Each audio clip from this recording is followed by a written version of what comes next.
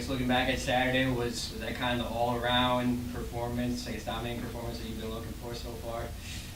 Yeah, I mean, anytime you can go over to on the road and get a shutout and score a bunch of points, play a bunch of guys, it was really fun. And yeah, from start to finish, felt like we were in control of the game. So getting that first road win taken care of now, how's that kind of ease you guys' minds when you had that road win?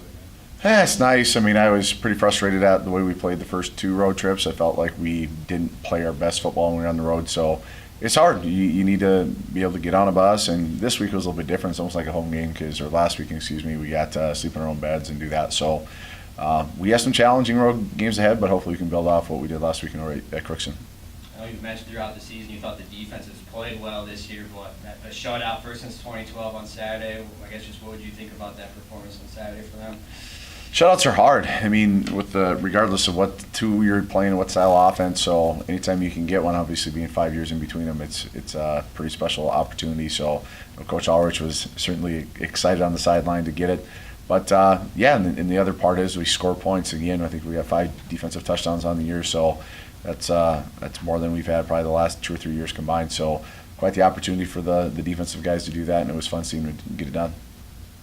How was the defense is able to manage to get so many defensive touchdowns so far this year?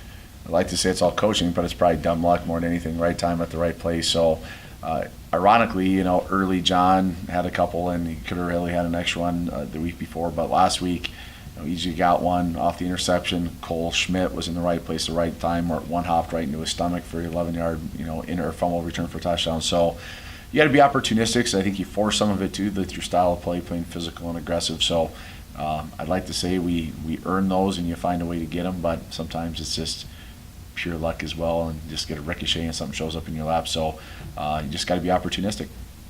Back-to-back games now offensively, you guys have got going, got in a rhythm. Do you feel like you're pretty close to where you guys should be or think that you can be offensively? Yeah, I think there's still room on that side still. I mean, it all comes back to, it's fun. You get a bunch of plays and you go fast. I think it just comes down to you got to get ahead of the chains, and we were able to do that last week. So, if you're running or throwing, you got to kind of take what they're giving you. And I think the offensive line is getting better each and every week. It's probably the younger group that we have on the offensive side. So, as they go, we go. And I think Jordan, when he gets comfortable over there, he can, pick teams apart, throwing the ball and hand the ball off when he gets the right number count in the box. So, it's fun to see those guys clicking. Mary doesn't like to throw the ball at all, knowing going into that game. So how do you approach that from a defensive standpoint? I love it. It's phone booth football. It's kind of like a flashback to the 60s. So I played against this in college. This is what our offense at Cornell ran. So I actually enjoy it. I like seeing triple option football. I think if I was offensive coordinator, I'd run that just because defensive guys wouldn't have to take very many reps, kind of my mind. But it's fun to see, a little bit different. It's hard to prepare for too. So you'll see a team out of UMary that's going to pound the ball. They're going to have a ton of time of possession. You just can't give up big plays, and they'll play action you here and there where they'll take their shots. They just haven't been able to complete them as much.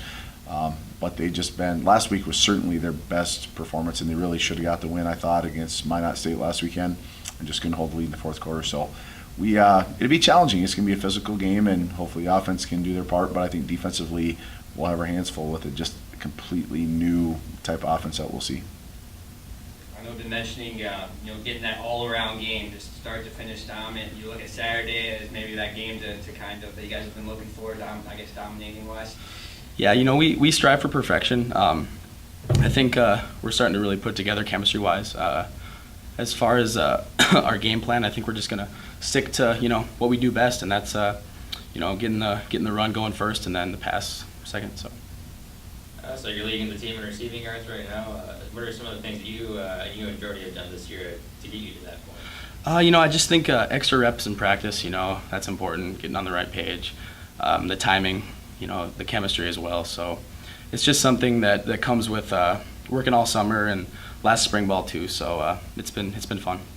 You talk about the depth skill position-wise. I know wide receiver, you got a lot of guys that can go off. Running back, you got 3 guys. Just talk about having that depth and what that's been like. Oh, it's unbelievable to have all these weapons on offense. We're really fortunate to have 3 running backs that can go off at any time, like Olszewski said, the 3-headed monster. And our receiving core is very well rounded. We got a lot of guys that can do different things. So we try to make it easy on Jordy and the offensive line. So. With the defense getting those 2 touchdowns this past week, seeing that from the offensive standpoint, how does that take the pressure off you guys' back, I guess? Oh, it's huge when the defense can create turnovers and get in their rhythm. That's big for us because it helps us stay rested, obviously, but just kind of stay ahead of the game. So that's huge. Back-to-back games now offensively, so it seems like you guys have gotten a rhythm, got going. You feel pretty close to where you guys want to be or where you guys can get, you think? Yeah, I think we're almost there. As the season goes on, we'll see. But it's kind of scary to think that we're capable of more, which I think we are. So I say we're almost there. So with you, Mary, this weekend, how do you think you guys match up against them? I think pretty well. Like you said, they run the triple option, so our defense should be prepared for that. And we just gotta get on them early as an offense and keep rolling. So. Probably gonna sound like a broken record, but looking back at Saturday, is that the all-around dominant performance that you guys have been looking for? Yeah, it's always, like Bolte said, it's awesome to shut out a team, put up 56 on them. Like Bolte said, there's a lot of dumb luck in that game. I got part of that luck. 3 balls thrown right at me.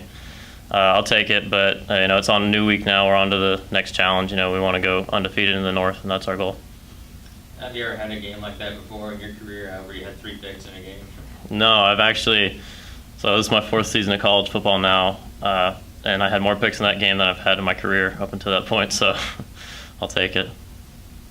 What's what have you been saying to Gunner a little bit? I know last year he was the high interception. This year you've kind of taken. Has there been a little bit of competition, I guess, with them? No, see, the thing is that I'm getting all this action because they're not throwing it Gunner's way. They know better than to do that. So his life's pretty easy. He dominated the first 2 years of his college experience. So teams don't want to go at him anymore, so they're going to be throwing at me. I'm mentally ready for that, and I've been able to take advantage of it so far.